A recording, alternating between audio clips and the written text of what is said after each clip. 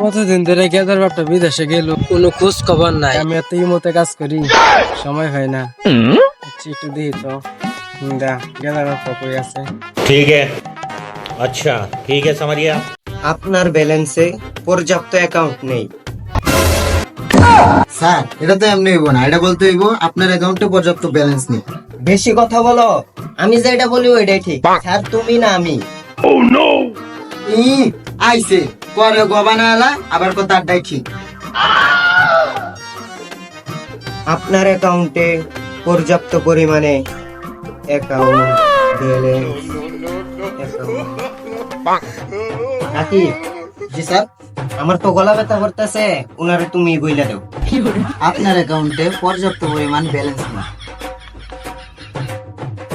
রিচার্জের জন্য ব্যালেন্স করুন অথবা ইমার্জেন্সি ব্যালেন্স পেতে ডায়াল *1।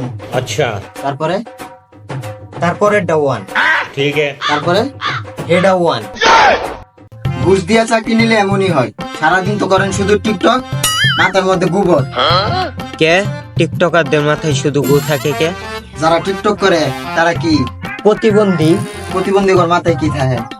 গোবর। তার মানে